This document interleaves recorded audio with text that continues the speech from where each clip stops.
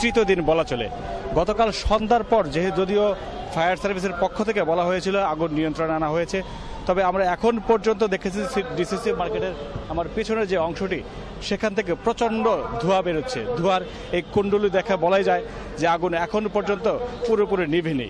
তবে ধিকি ধিকি করে এই আগুন দেখে বোঝা যাচ্ছে ভেতরে এখনও দাহ্য পদার্থ রয়েছে। তবে ফায়ার সার্ভিসের পক্ষ থেকে এর আগেও বলা হয়েছিল যে এখানে কসমেটিক, দাহ্য পদার্থ, প্লাস্টিক সহ বিভিন্ন উপকরণ রয়েছিল এই মার্কেটটিতে, যার কারণে আগুন নেভানো খুব সহজ কাজ নয়।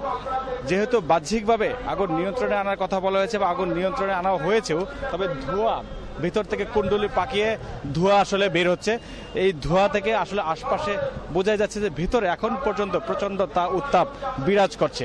এই ধিকি ধিকি করে আগুন দেখেই বোঝা যাচ্ছে যে প্রচণ্ড উত্তাপ ভিতরে বিরাজ করছে। তবে পাশের যে মার্কেটটিতে আমরা রয়েছি এই মার্কেটটিতেও ধ্বংস হয়েছে। আসলে পুরো মার্কেটটি, আমার পেছনের যে মার্কেটটি স্যান্ডউইচের মতো চ্যাপ্টা হয়ে গেছে এবং চিরে চ্যাপ্টা হয়ে যাওয়ার কারণে ভেতরের কোনো মালামাল উদ্ধার করতে পারেনি এই মার্কেটের দোকানদাররা। তবে দোকানদাররা জানিয়েছে এই দুটি মার্কেটে প্রায় 650-র মতো দোকান রয়েছে এবং যে মার্কেটটি পুরোপুরি বিধ্বস্ত হয়ে গেছে সেই ধ্বংসস্তূপের নিচেই চাপা পড়েছে অন্তত 300-র মতো দোকান এবং এই দোকান বিধ্বস্তর মাধ্যমে প্রায় 100 কোটি টাকার উপর ক্ষতিগ্রস্তের কথা বলেছেন। কেউ কেউ বলেছেন ক্ষয়ক্ষতির পরিমাণ 1000 কোটি টাকাও ছাড়িয়ে যেতে পারে। তবে এখন পর্যন্ত নিশ্চিতভাবে বলা যাচ্ছে না কি পরিমাণ ক্ষতি হয়েছে, সেই বিষয়টি আসলে পরবর্তীতে হয়তো নিরূপণ করতে সক্ষম হবে। তবে সকালে এখন পর্যন্ত ফায়ার সার্ভিসের কর্মকর্তারা এসেছিলেন, তারা এখন পর্যন্ত কাজ করছেন আগুন নেভানোর জন্য, ধোঁয়াগুলি নিয়ন্ত্রণে আনার জন্য কাজ করছেন।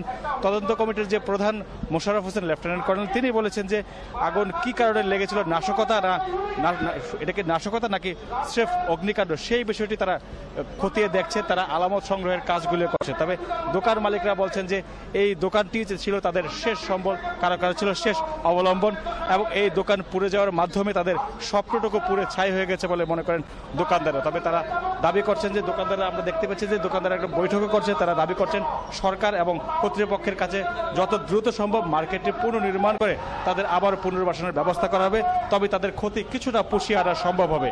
এই ছিল গুলশানের ডিসিসি মার্কেট থেকে সর্বশেষ অবস্থা আমার কাছে।